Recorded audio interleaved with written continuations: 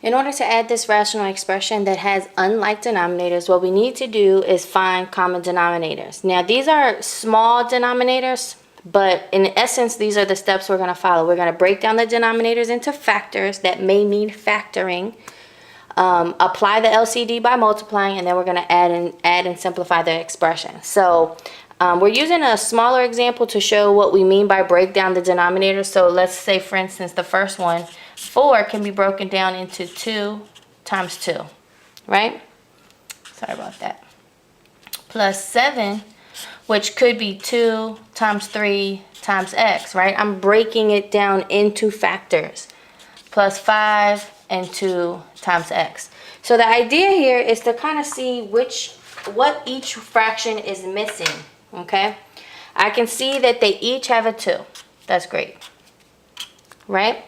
So I know they at least have that much in common. But what I want to look for is everything else, okay? So out of 4, 6, and 2, I know that the number I need them to be is going to be 12, right? I want the common denominator here to be 12. And out of the x's, these two have an x, he's missing an x. But if they all had an x, they would also be common denominators. So each fraction is kind of missing a different piece, okay? But I know that 4, 6, and 2 all go into 12, which is good.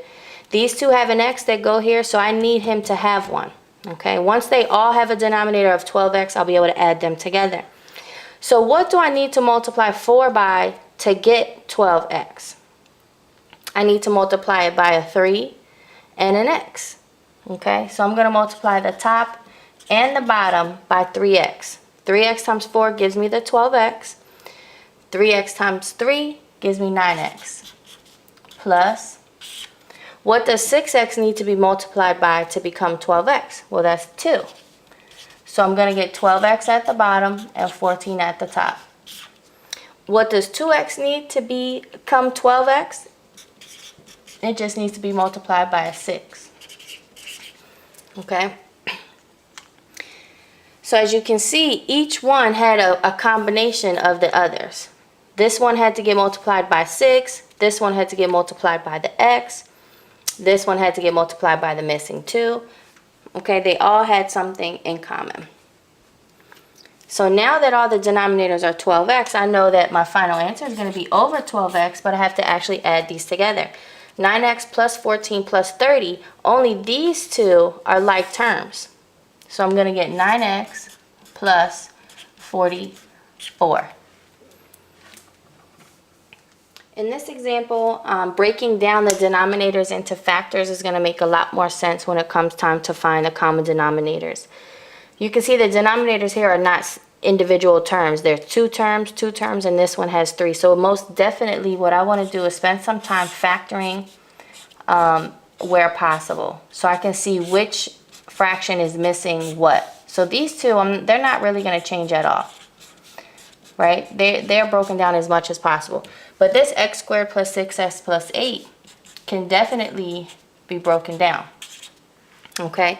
So right away you should be able to see something. I can see that this fraction has both factors. This one only has x plus 2, and this one only has x plus 4. So to make them all match, it would be cool if they all had both of these. So what I'm going to do is I'm going to multiply this fraction by the one it's missing, which is x plus 4. And I'm going to multiply this fraction by the one that it's missing, which happens to be x plus 2. Okay? And then you're going to see what happens. So I didn't rewrite this one here. This one is there. Okay? So again, I want to be able to add them, so I need common denominators. This process is what gives that to me. So I'm going to get 2 over x plus 4, x plus 2, plus this, I'm going to go ahead and, distribute that to get x squared plus 4x. This is just going to be x plus 4, x plus 2, plus 1 times that is just x plus 2. And then again, I'm left with that common denominator. So all of that work was only to give it a common denominator. Now that they're in common, it's just a matter of combining like terms in the numerator. I can see I have x plus x squared is my highest term. Then I have 4x and x, which gives me a plus 5x. And then I also have 2 and 2, which gives me a plus 4. All over x plus 4 and x plus 2. But to be really, really sure that we're done, we want to see if we can simplify that numerator by factoring. Okay? And it's an easy trinomial, so I'm going to get x and x. Bring the first sign down, which is a plus. A positive times a positive is a positive. Factors of 4 are 1 and 4 and 2 and 2. Do any of these add to give me 5? Yes, they do. So what happens is it simplifies even more when you do that, and you're just going to cancel out that x plus 4. And this part, x plus 1 over x plus 2, is the final answer.